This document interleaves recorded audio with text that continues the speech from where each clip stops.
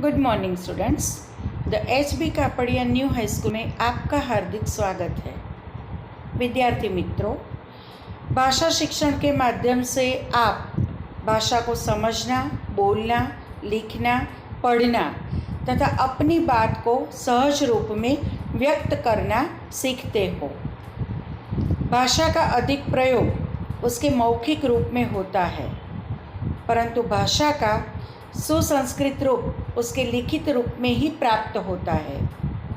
इसके लिए आपको व्याकरण का ज्ञान होना आवश्यक है। व्याकरण ही आपको भाषा को शुद्ध रूप में बोलना, लिखना और पढ़ना सिखाता है। मित्रों, भाषा और व्याकरण का संबंध चोली दामन का संबंध है।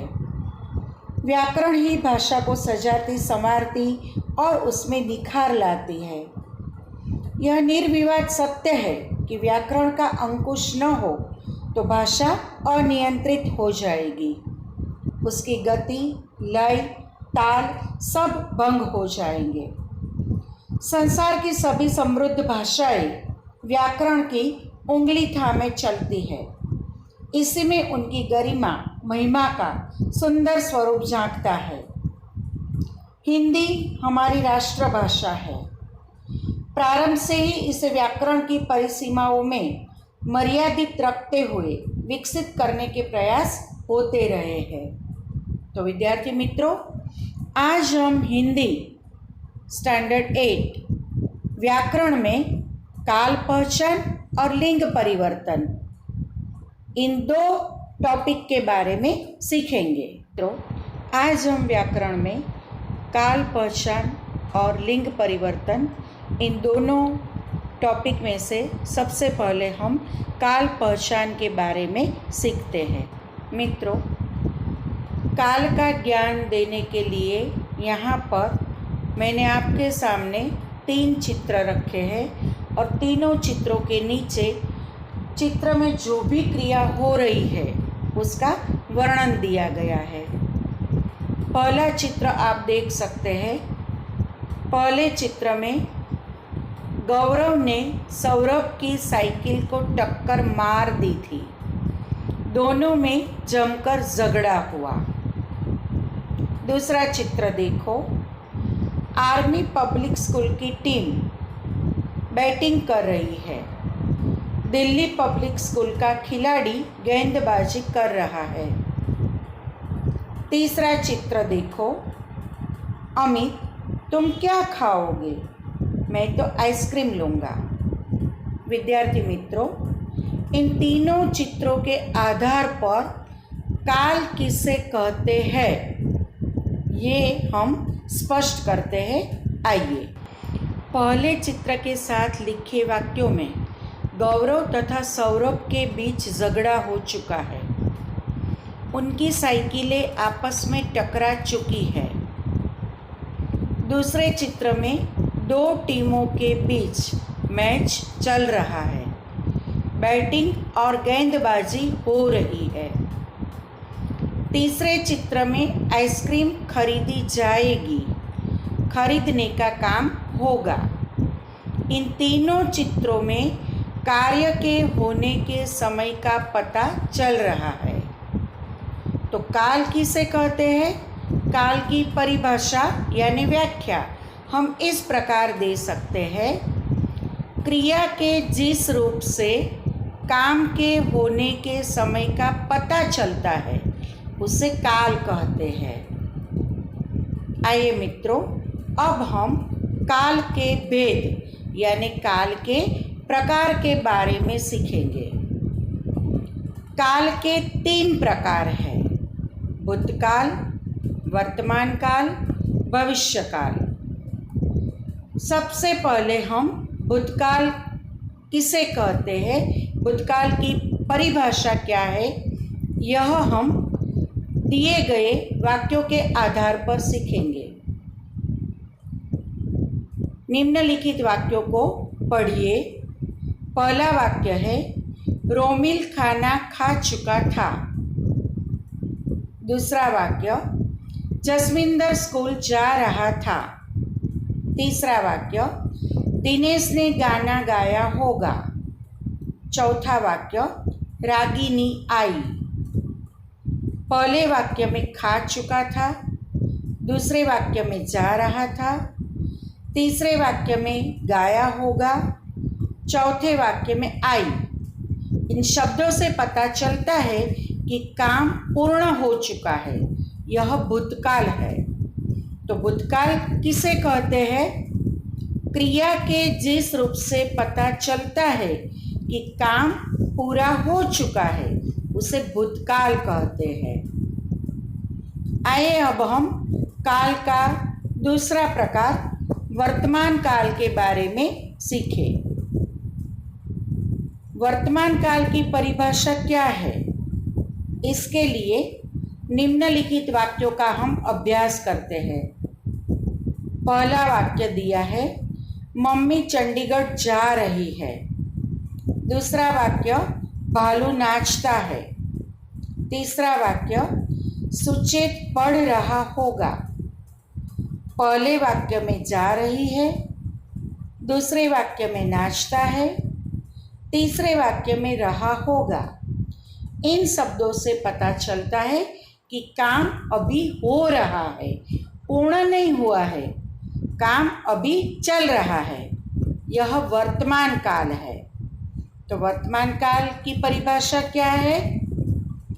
जिस क्रिया से वर्तमान का पता चलता है उसे वर्तमान काल कहते हैं। आइए मित्रों, अब हम काल के तीसरे प्रकार भविष्य काल के बारे में सीखेंगे। भविष्य काल की परिभाषा सीखने के लिए हम दिए गए वाक्यों को पढ़ते हैं। पहला वाक्य, रजत मणिपाल जाएगा। दूसरा वाक्य, दादाजी कल कलकत्ता से आएंगे। तीसरा वाक्य, शायद शाम तक वर्षा हो सकता है कल दादाजी कोलकाता से आए। विद्यार्थी मित्रों, अब आगे चलते हैं। पहले वाक्य में हमने देखा रजत मणिपाल जाएगा। जाएगा, गया नहीं है, अभी जाने वाला है। दादाजी कल कोलकाता से आएंगे, शायद शाम तक वर्षा हो, अभी वर्षा हुई नहीं है, होने वाली है। हो सकता है कल दादाजी कोलकाता से आए, यानी कि दादाजी के आने की शक्यता है कि कल दादाजी आए। तो पहले वाक्य में जाएगा, दूसरे वाक्य में से आएंगे, तीसरे वाक्य में हो और चौथे वाक्य में आए। क्रियाओं से हमें पता चलता है कि ये काम आने वाले समय में पूरे होंगे, अभी पूरे नहीं हुए हैं। यह काम भविष्य काल से संबंधित है। तो भविष्य काल की परिभाषा व्याख्या हम इस प्रकार कह सकते हैं कि जो क्रिया भविष्य में अथवा आने वाले समय में होगी उसे भविष्य काल कहते हैं। तो आइए मित्रों, अब हम हमारी हिंदी की पाठ्य पुस्तक पेज नंबर 54 पर दिए गए कुछ वाक्यों का अभ्यास करते हैं। पेज नंबर 54, क्रिया का काल। वाक्यों को पढ़िए तथा क्रियापदों पर ध्यान दीजिए। पहला वाक्य, मेरा प्रताप ही ऐसा है। दूसरा वाक्य, तू मेरी बुद्धि को कुंद बताकर मेरा अपमान कर रहा है। तीसरा वाक्य, तुम्हारा बाहर आना खतरे से खाली नहीं, फिर भी तुम बाहर आ गए। अब पेज नंबर 55 पर चलते हैं। चौथा वाक्य, वह खान के भीतर रहता था। पांचवा वाक्य, उनकी एक चपत से तेरी सारी शान चपत हो जाएगी। छठा वाक्य, वह रात में पढ़ाई करेगा। विद्यार्थी मित्रों, पेज नंबर 54 पर दिए गए पहले और दूसरे वाक्य में क्रियापद है तथा कर रहा है। इन शब्दों से स्पष्ट हो रहा है कि ये वर्तमान काल के वाक्य है। तीसरे और चौथे वाक्य में आ गए तथा रहता था क्रियापद द्वारा क्रिया के हो चुकने का संकेत मिलता है, यानी क्रिया का यह काल भूतकाल कहलाता है। पांचवें तथा छठे वाक्य में क्रियापद हो जाएगी तथा करेगा बताते हैं कि क्रिया निकट भविष्य में होने वाली है।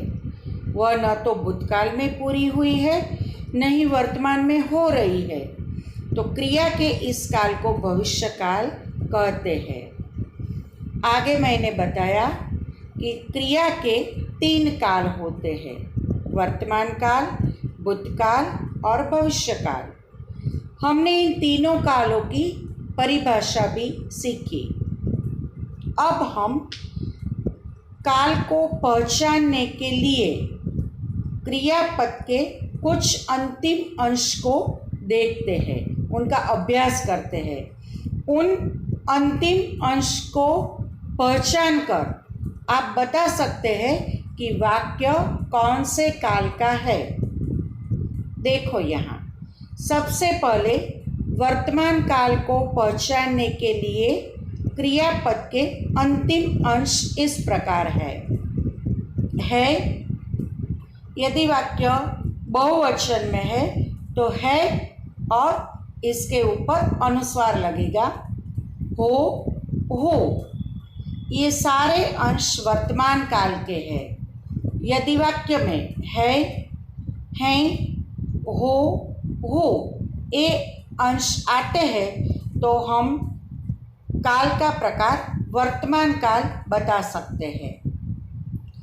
यदि वाक्य में आ, ए, ई, था, थे, थी अंतिम अंश इस प्रकार आते हैं तो हम कह सकते हैं कि ये वाक्य भूतकाल का वाक्य है।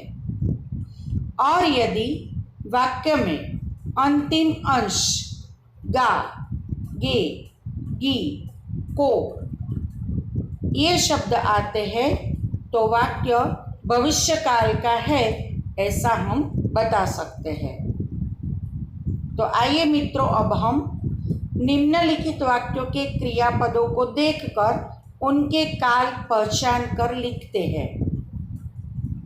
पहला वाक्य दिया है, रजत गा नहीं रहा था, कविता बना रहा था।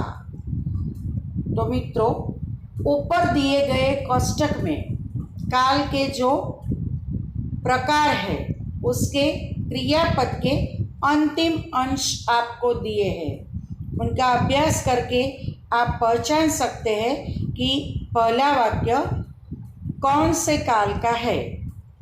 तो पहले वाक्य का अंतिम अंश देखिए, था, तो यह वाक्य हुआ भूतकाल का। दूसरा वाक्य, हाँ भैया अब मैं तेरी बात मानूंगा, बात मानूंगा, इसमें अंतिम अंश देखिएगा। तो इसके आधार पर हम कह सकते हैं कि दूसरा वाक्य भविष्यकाल का है। तीसरा वाक्य देखिए, मैं मौन रहकर तुम्हारी सेवा करना चाहता हूँ, उसमें अंतिम अंश देखिए, हूँ। तो इस पर से हम कह सकते हैं कि क्रिया का काल वर्तमान काल है। चौथा वाक्य, तुम्हें देखकर मेरा हृदय शीतल होता है, इसमें अंतिम अंश देखिए, है। तो यह वाक्य भी वर्तमान काल का है। आइए मित्रों, अब हम पेज नंबर 56 पर चलते हैं। निम्नलिखित वाक्यों को पढ़कर समझिए। पहला वाक्य, मैंने किताब खरीदी। यह वाक्य भूतकाल का वाक्य है क्योंकि किताब खरीदने की क्रिया पूर्ण हो चुकी है। दूसरा वाक्य, मैं किताब खरीदूंगा। अभी मैंने किताब खरीदी नहीं है, मैं किताब खरीदने वाला हूँ, यानी मैं किताब खरीदूंगा। तो यह वाक्य भविष्यकाल का है। तीसरा वाक्य दिया है, मैं किताब खरीद रहा हूँ, यानी किताब खरीदने की क्रिया अभी चल रही है, तो यह वाक्य हुआ वर्तमान काल का। निम्नलिखित वाक्यों को सूचना के अनुसार फिर से लिखिए। पहला वाक्य दिया है, मैं अहमदाबाद जा रहा हूँ। यह वाक्य वर्तमान काल का है, उससे हमें भविष्य काल में उसका परिवर्तन करना है। तो मैं अहमदाबाद जाऊंगा, इस प्रकार वाक्य भविष्य काल में परिवर्तित होगा। दूसरा वाक्य, मेहुल मुंबई गया था। यह वाक्य भूतकाल का वाक्य है, उससे हमें वर्तमान काल में परिवर्तित करना है। तो यह वाक्य इस प्रकार होगा, मेहुल मुंबई जा रहा है। तीसरा वाक्य, गीता आइसक्रीम खाएगी। यह भविष्यकाल का वाक्य है, उसे हमें भूतकाल में परिवर्तित करना है। तो भूतकाल का वाक्य इस प्रकार बनेगा, गीता ने आइसक्रीम खाई।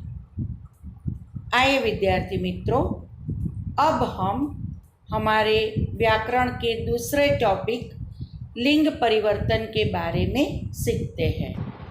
विद्यार्थी मित्रों, लिंग परिवर्तन में सबसे पहले हम लिंग किसे कहते हैं, लिंग की परिभाषा क्या है, इसके बारे में सीखेंगे। आपके सामने मैंने 2 चित्र रखे हुए हैं। दोनों चित्रों को ध्यानपूर्वक देखो और नीचे दिए गए वाक्यों का अभ्यास करते हैं। बाएं चित्र में पहला वाक्य, वृक्ष की शाखा पर मोर बैठा है। दूसरा वाक्य, पहाड़ बहुत ऊंचा है। तीसरा वाक्य, हंस उड़ रहा है। चौथा वाक्य, शेर बैठा हुआ है। दाएं चित्र में देखो, पहला वाक्य, वृक्ष की शाखा पर मोरनी बैठी है। दूसरा वाक्य, पहाड़ी बहुत छोटी है। तीसरा वाक्य, हंसनी उड़ रही है। चौथा वाक्य, शेरनी बैठी हुई है। विद्यार्थी मित्रों, बाएं चित्र में सभी प्राणी और वस्तुएं पुरुष सूचक है और दाएं चित्र में स्त्री सूचक। संसार में सभी वस्तुएं, प्राणी, पदार्थ और मन के भाव पुरुष जाति या स्त्री जाति का बोध कराते हैं। पुरुष सूचक शब्दों को पुल्लिंग कहते हैं, स्त्री सूचक शब्दों को स्त्रीलिंग कहते हैं। विद्यार्थी मित्रों, लिंग की परिभाषा हम इस प्रकार कर सकते हैं। जिस चिन्ह से शब्द के पुरुष या स्त्री जाति का पता हमें चलता है, उसे लिंग कहते हैं। तो आइए अब हम लिंग के भेद यानी लिंग के प्रकार के बारे में जानते हैं। हिंदी में लिंग के 2 भेद हैं, पुल्लिंग और स्त्रीलिंग। पुल्लिंग किसे कहते हैं? पुरुष जाति का बोध कराने वाले शब्दों को पुल्लिंग कहते हैं। जैसे भारत, मंगलवार, बैल, छाता, लड़का, पुरुष आदि। बाएं चित्र में भी हमने देखा मोर, पहाड़, हंस, शेर आदि पुरुष सूचक शब्द है, यानी पुरुष जाति का बोध कराने वाले सारे शब्दों को हम पुल्लिंग कह सकते हैं। अब स्त्रीलिंग किसे कहते हैं? स्त्री जाति का बोध कराने वाले शब्द को हम स्त्रीलिंग कहते हैं। जैसे गंगा, पूर्णिमा, मराठी, गाय, माता, घोड़ी आदि। और दाएं चित्र में भी हमने देखा मोरनी, पहाड़ी, हंसनी, शेरनी आदि शब्द स्त्री जाति का बोध कराते हैं। तो स्त्री जाति का बोध कराने वाले सारे शब्द को स्त्रीलिंग कहते हैं। आइए अब हम आगे चलते हैं। विद्यार्थी मित्रों, निम्नलिखित हमेशा पुल्लिंग होते हैं। दिनों के नाम: सोमवार, मंगलवार, शनिवार। दूसरा, पर्वतों के नाम: सुमेरु, हिमालय, विंध्याचल। देशों के नाम: भारत, रूस, अमेरिका, चीन। ग्रहों के नाम: मंगल, बुध, शुक्र। महीनों के नाम: जनवरी, मार्च, चैत्र, वैशाख। ये हमेशा पुल्लिंग शब्द होते हैं।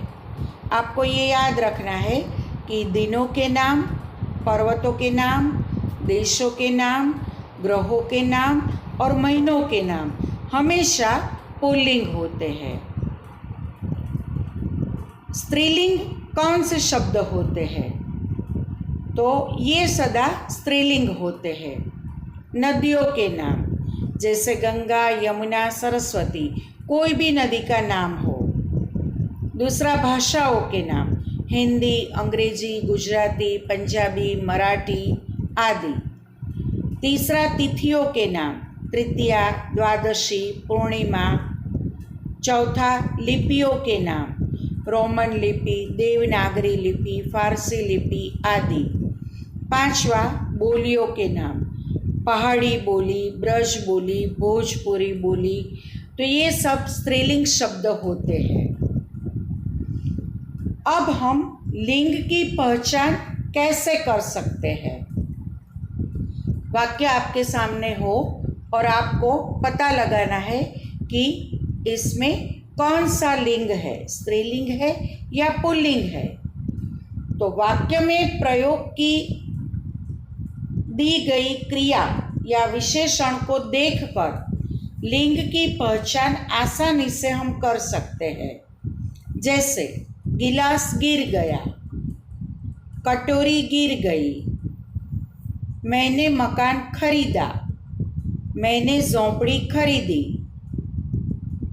शरबत ठंडा है, आइसक्रीम ठंडी है। आपने सेब खाया, आपने लीची खाई। संतरा खट्टा है, खुमानी मीठी है। तो यहाँ निम्नलिखित वाक्य में प्रयोग की दी गई क्रिया या विशेषण को देखकर हम लिंग की पहचान आसानी से कर सकते हैं। इन वाक्यों में प्रयोग किए गए शब्द गिलास, सेब, मकान, संतरा, घर, शरबत आदि पुल्लिंग शब्द है और कटोरी, लीची, झोंपड़ी, खुमानी, कोठरी, आइसक्रीम आदि स्त्रीलिंग शब्द है। तो आइए मित्रों, अब हम पुल्लिंग शब्दों का स्त्रीलिंग शब्दों में परिवर्तन कैसे होता है, इसके लिए कुछ नियमों का और उनके उदाहरणों का अभ्यास करते हैं। तो मित्रों, अब हम पाठ्य पुस्तक पेज नंबर 21 पर चलते हैं। मित्रों, लिंग परिवर्तन पेज नंबर 21। पुल्लिंग शब्दों का स्त्रीलिंग शब्द में कैसे परिवर्तन होता है, इसका यहाँ अभ्यास दिया गया है, ध्यान दीजिए। निम्नलिखित शब्द पढ़िए और समझिए। देवर, देवरानी। जेठ, जेठानी। सेठ, सेठानी। नौकर, नौकरानी। रुद्र, रुद्राणी। इंद्र, इंद्राणी।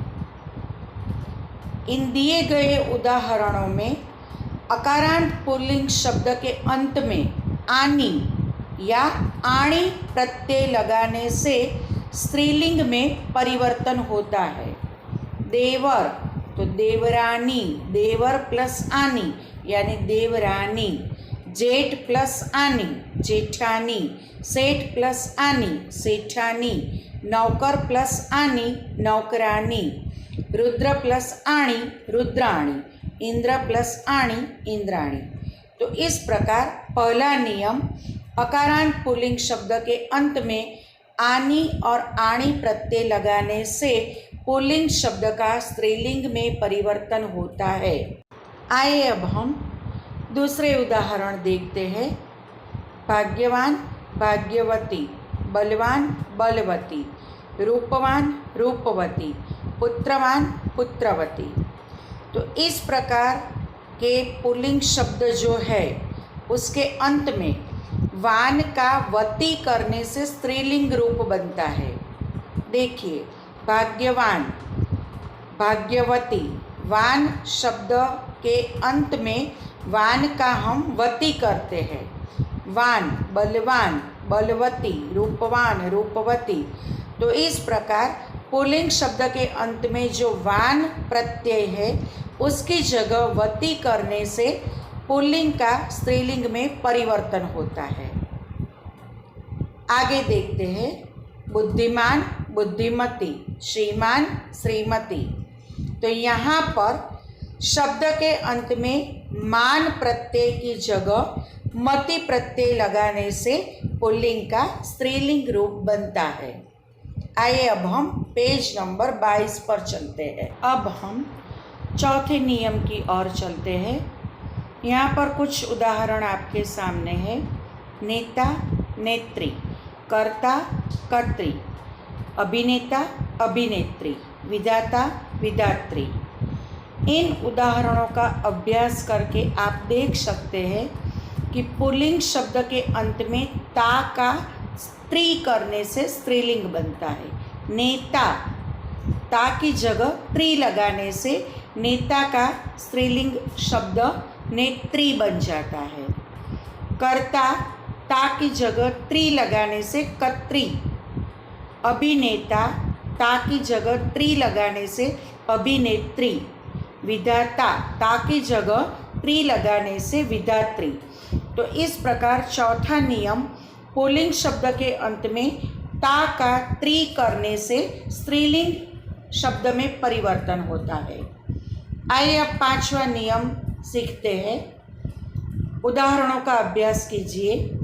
रोगी रोगिणी, वाहन वाहिनी, स्वामी स्वामिनी, सौभाग्यशाली सौभाग्यशालिनी।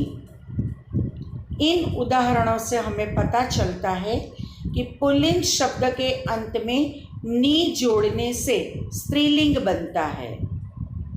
नी प्रत्यय लगाने से पहले मूल शब्द को इकारांत में बदलना होगा। छठा नियम देखते हैं।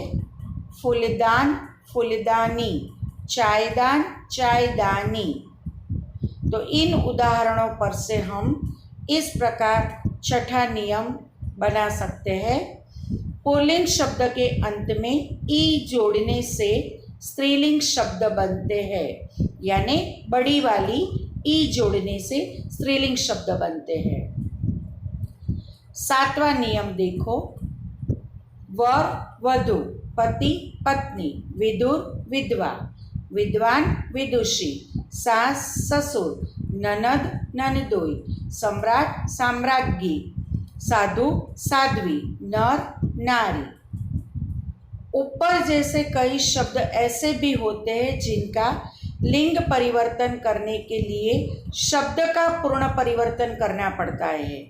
यहाँ ऊपर दिए गए 1 से 6 नियमों की तरह कोई प्रत्यय लगाने से नहीं, लेकिन पूरे के पूरे शब्द का परिवर्तन करने से हम पुल्लिंग का स्त्रीलिंग में परिवर्तन कर सकते हैं। उपयुक्त उदाहरणों के आधार पर निम्नलिखित शब्दों का लिंग परिवर्तन कीजिए। साधु यानी साध्वी, कुतिया कुत्ता, युवक युवती, पुत्र पुत्री, पड़ोसी पड़ोसी, बाघ बाघिन, ठाकुर ठाकुराइन, सन्यासी सन्यासिनी, सम्राट साम्राज्ञी, वर वधू। तो आइए मित्रों, अब हम पाठ्य पुस्तक पेज नंबर 43 पर चलते हैं। मित्रों, पेज नंबर 43 पर दिए गए 8वें नियम की ओर हम चलते हैं। पुल्लिंग शब्दों के अंत में आ प्रत्यय जोड़ने से स्त्रीलिंग बनता है। उनके लिए हम उदाहरणों का अभ्यास करते हैं।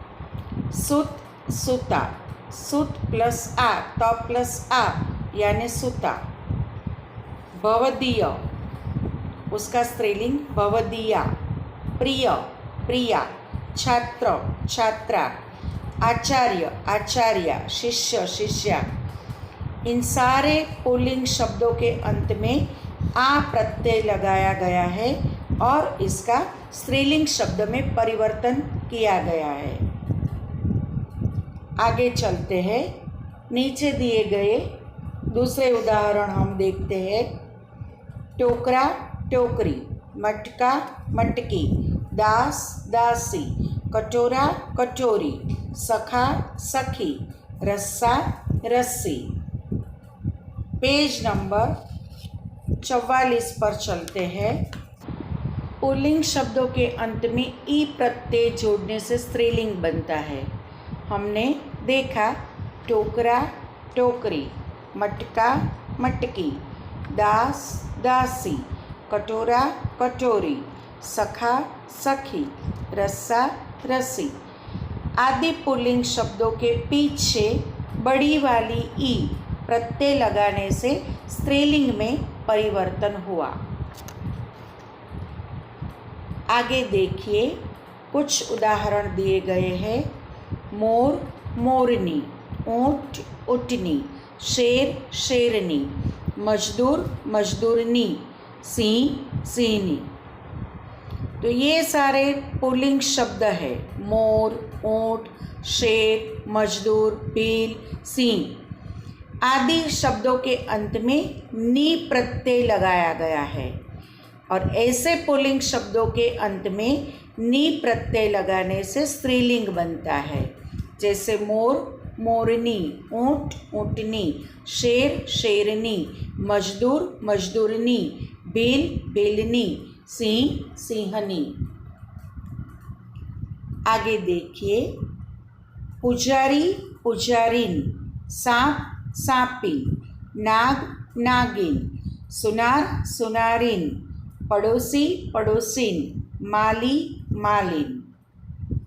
इन उदाहरणों में जो भी पुल्लिंग शब्द है, पुजारी, सांप, नाग, सुनार, पड़ोसी, माली आदि पुल्लिंग शब्दों के अंत में इन प्रत्यय लगाने से स्त्रीलिंग बन गया है। यानी पुजारी, इसके पीछे इन प्रत्यय जोड़ने से स्त्रीलिंग बनता है। यानी री के पीछे जो बड़ी वाली ई है, इनके पीछे इन प्रत्यय लगाने से री छोटी वाली हो जाती है। पुजारिन यानी ह्रस्व री हो जाती है। उसी प्रकार सापिन, उसमें भी इन प्रत्यय लगाने से ह्रस्व ई लग जाता है।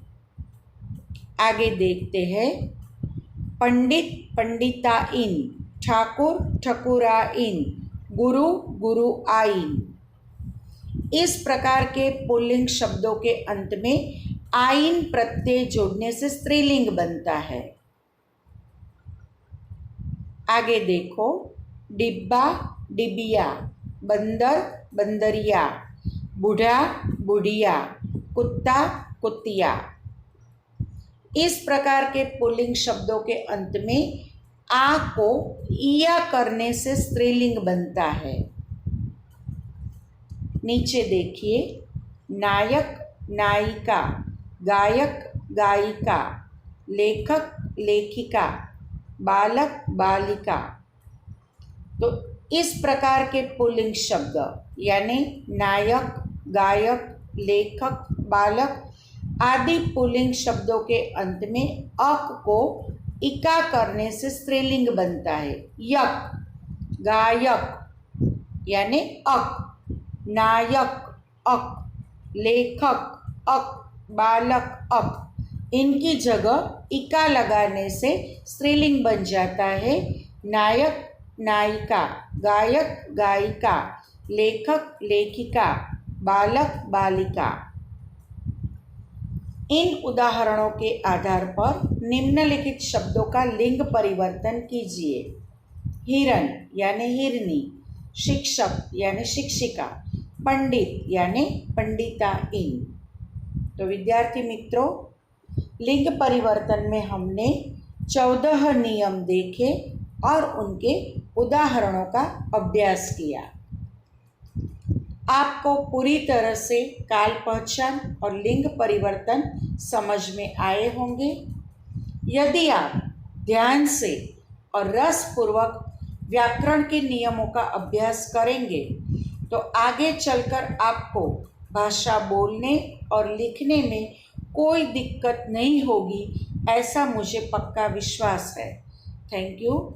जय हिंद, जय भारत।